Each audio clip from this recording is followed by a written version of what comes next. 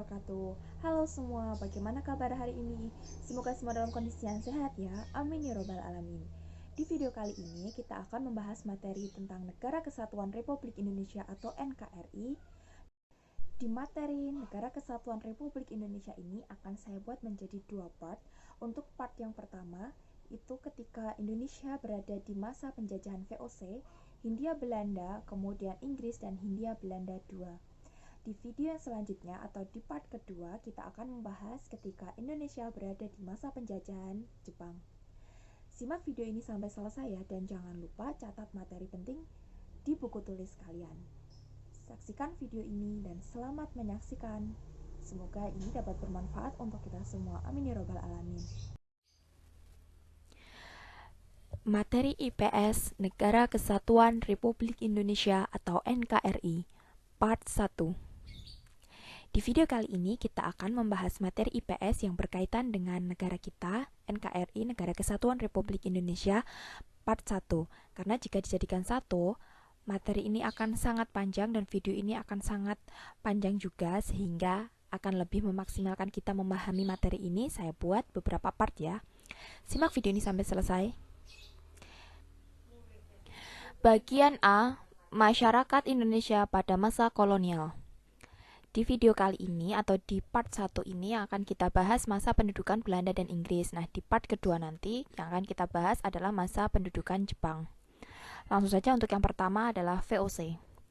Setelah Belanda berhasil menanamkan kekuasaan perdagangan dan ekonomi di Indonesia, maka pada tanggal 20 Maret tahun 1602, Belanda membentuk kongsi dagang yang diberi nama VOC. Nah, VOC ini merupakan anjuran dari Oldenbarneveldt yang mendapatkan izin dan hak istimewa dari Ratu Belanda. VOC diperbolehkan berdagang di Indonesia antara daerah Tanjung Harapan Afrika Selatan sampai Magelhaens di ujung Amerika Selatan, Pulau Formosa di Taiwan sampai ke benua Australia. Adapun tujuan mengapa VOC ini dibentuk yaitu untuk mencegah persaingan antar pedagang Belanda serta memperkuat persaingan antar pedagang Eropa lainnya. Nah, VOC ini juga mendapatkan kekuasaan atau mendapatkan keleluasaan di Indonesia dalam berdagang. VOC mempunyai hak istimewa yang kita sebut dengan hak oktroi, hak istimewa yang dimiliki oleh VOC. Yaitu ada hak monopoli. Yang dimaksud hak monopoli di sini adalah monopoli perdagangan, kemudian hak memiliki tentara, hak mengadakan perjanjian dengan raja-raja di Indonesia, hak mencetak uang, hak untuk mengumumkan perang, dan hak untuk mendirikan benteng. Nah, walaupun VOC ini memiliki hak istimewa tersebut, namun VOC harus tetap tunduk patuh ya kepada pemerintah Belanda. Untuk dapat memonopoli perdagangan rempah-rempah, VOC juga melakukan adanya pelayaran hongi untuk mengawasi, menangkap, dan mengambil tindakan terhadap para pedagang dan penduduk pribumi yang dianggapnya melanggar ketentuan perdagangan Belanda. VOC juga memiliki yang dinamakan hak ekstirpasi, yaitu hak untuk menebang tanaman rempah-rempah yang dianggap kelebihan jumlahnya dengan tujuan untuk menstabilkan harga. Selain kedua hak tersebut, ya, VOC juga memiliki hak untuk memungut pajak, yaitu pajak hasil bumi, yaitu kewajiban bagi raja pribumi untuk membayar pajak hasil bumi kepada Belanda. Kemudian untuk yang selanjutnya ada hak sewa. Hak sewa di sini adalah hak sewa tanah yang harus dibayar rakyat dengan hasil bumi. Pada awalnya, pengurus VOC ini hanya berjumlah 60 orang. Namun hal itu dianggap terlalu banyak sehingga diadakan pemilihan pengurus dan yang terpilih menjadi hanya 17 orang saja. Nah, ini diambil dari beberapa kota. Mereka yang terpilih menjadi pengurus disebut Dewan 17, The Hearing 17 atau Tuan-Tuan 17. Kemudian Dewan 17 ini mengangkat Gubernur Jenderal di bawah pimpinan Peter Booth tahun 1610. Nah, ini adalah Gubernur Jenderal VOC pertama, yaitu Pieter Both tahun 1610. Adapun pencapaian untuk VOC sendiri, yaitu pada tahun 1623 berhasil menguasai rempah-rempah yang ada di Ambon. Selanjutnya, pada tahun 1641, VOC berhasil merebut Malaka dari tangan Portugis. Nah, selain itu, VOC juga menggunakan Batik slot politik, mohon maaf itu harusnya BATIG ya, yaitu memegang monopoli Belanda di Indonesia. Kemudian ada divide et impera, yaitu memecah belah rakyat Indonesia. Jadi tujuan dari divide et impera ini adalah untuk memecah belah rakyat Indonesia. Kemudian VOC ini juga mampu menguasai Indonesia pada masa itu. Disebabkan jadi ada alasan mengapa VOC ini dapat menguasai Indonesia. Oke, alasan VOC dapat menguasai Indonesia. Yang pertama, VOC ini adalah organisasi dagang yang tertib dan pengurusnya bekerja keras sehingga maju dengan pesat. Kemudian yang kedua, banyak kerajaan di Indonesia yang mudah dikuasai VOC karena politik adu domba, jadi sering diadu domba sehingga timbullah perpecahan. Kemudian yang ketiga adalah pedagang Nusantara belum memiliki kesatuan dan persatuan yang kuat. Jadi pada saat itu persatuan dan kesatuan di negara kita itu belum terbentuk sama sekali. Jadi masih egoisnya itu luar biasa, belum memiliki rasa cinta tanah air. Nah, itu tiga hal ini menyebabkan VOC ini semakin menguasai Indonesia, pasar-pasar, kemudian daerah dagang semuanya dikuasai oleh VOC. Tapi VOC ini juga mengalami kemunduran dan runtuh. Yaitu pada tanggal 31 Desember 1799, VOC mengalami kemunduran dan runtuh. Nah, hal ini disebabkan karena beberapa hal. Yang pertama, karena perang-perang yang dilakukan membutuhkan biaya yang besar. Nah, padahal masih hasil dari bumi Indonesia telah terkuras habis dan kekayaan Indonesia sudah terlanjur terkirim ke negeri Belanda. Sehingga VOC tidak kuat lagi membiayai perang-perang tersebut.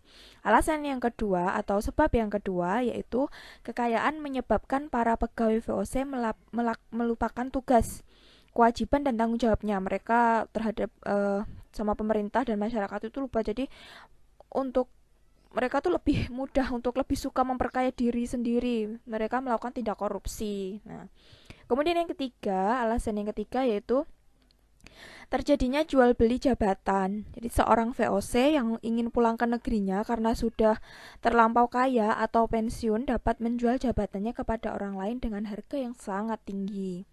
Lalu sebab yang keempat yaitu tumbuhnya tuan-tuan tanah partikelir.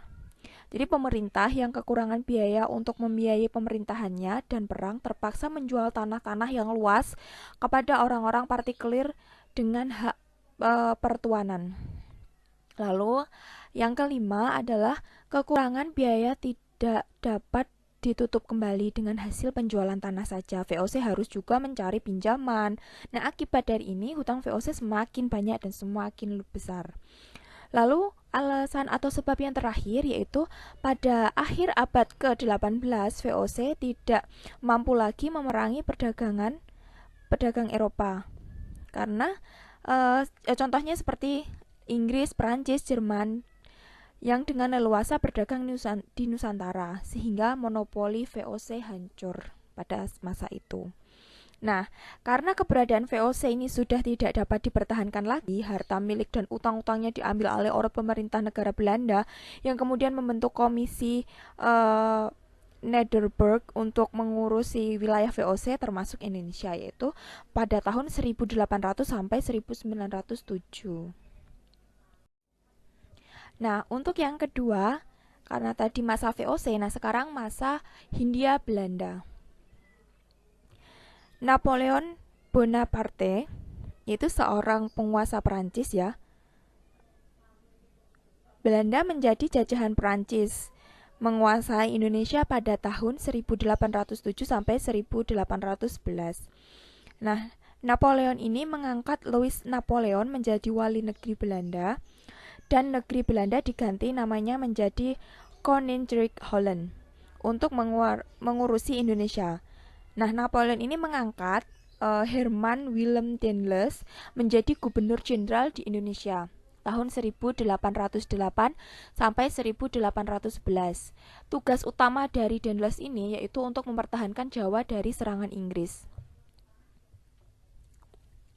Oke, kemudian dengan demikian, perhatian utama Daendels yang utama itu ditujukan pada pertahanan dan keamanan, yaitu meliputi yang pertama ada membentuk tentara gabungan yang terdiri atas orang-orang Bugis, Makassar, Bali, Madura, dan Ambon.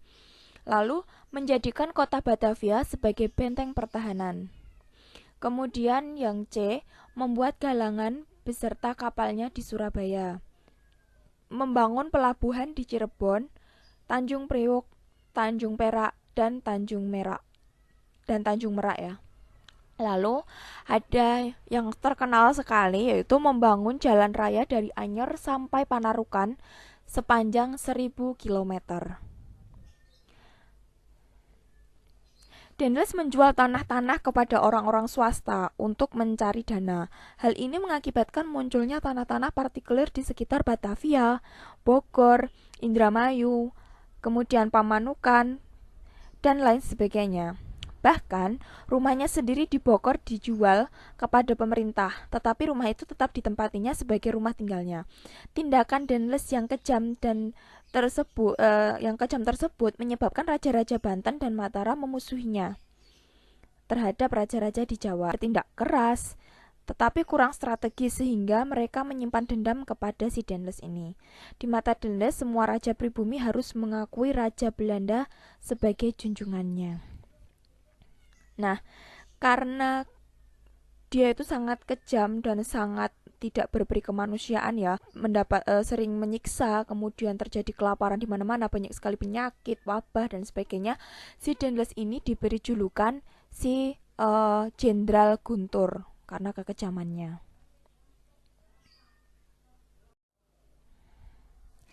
Nah, untuk bagian C, masa Inggris.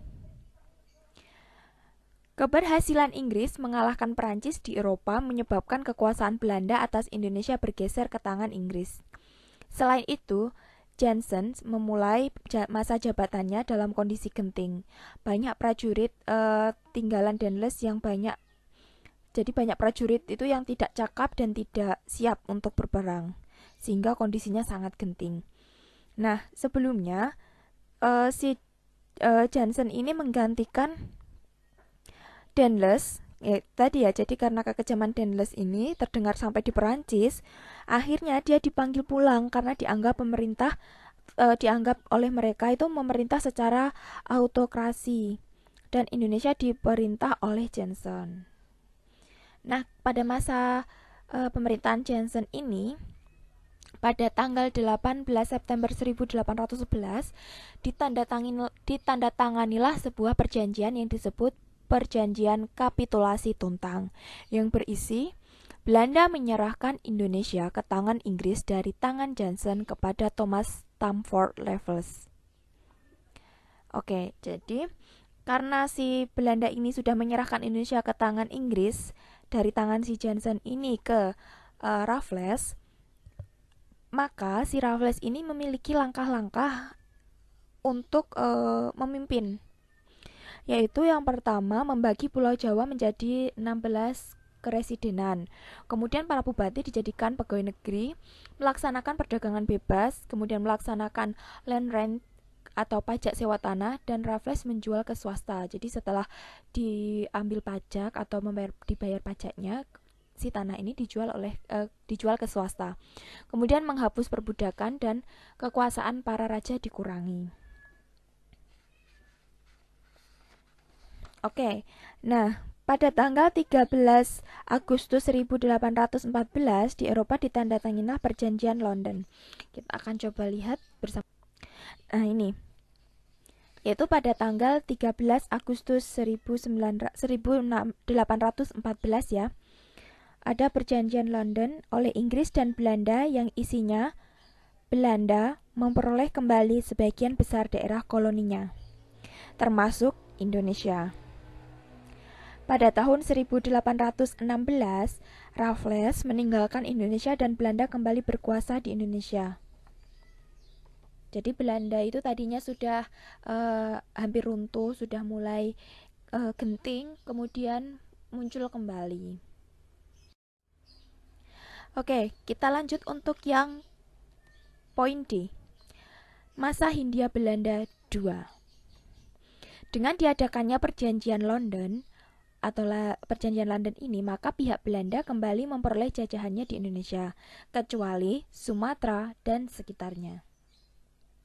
Belanda membentuk komisaris jenderal yang akan melaksanakan kembali kekuasaan di Indonesia yang beranggotakan beberapa tokoh. Nah, pada bulan Maret 1816, Raffles ini menyerahkan kekuasaannya kepada John Vendel. Kemudian si Raffles ini menuju ke Singapura dan membangun kota Singapura pada tahun 1819. Nah, Singapura dijadikan pusat pertahanan Inggris sampai Perang Dunia II. Daerah kekuasaan yang diserahkan Raffles oleh John Vendel diserahkan pada pemerintah komisaris jenderal pada tanggal 19 Agustus 1816. Dengan demikian, Indonesia sepenuhnya menjadi daerah kekuasaan Belanda dan diberi nama Netherlands Indie atau Hindia Belanda. Nah, kembalinya Belanda di Indonesia ini banyak mendapatkan perlawanan ya teman-teman, mendapatkan perlawanan dari rakyat dan para raja. Hal ini disebabkan oleh kekuasaan para raja itu dikurangi dan Belanda juga melakukan monopoli perdagangan yang banyak merugikan rakyat Indonesia. Dengan demikian timbullah sikap antipati rakyat terhadap Belanda. Kebencian ini menimbulkan gerakan anti penjajahan dengan banyak perlawanan kepada Belanda. Mendapatkan perlawanan seperti Thomas Matulesi atau Patimura, kemudian perang Diponegoro, perang Padri. Nah, jadi itu adalah masa-masa penjajahan Indonesia dari VOC, kemudian Hindia Belanda, kemudian Inggris sampai ke Hindia Belanda II. Oke, yang akan kita bahas di part kedua adalah masa pendudukan Jepang. Kita tunggu video untuk masa pendudukan Jepang ya.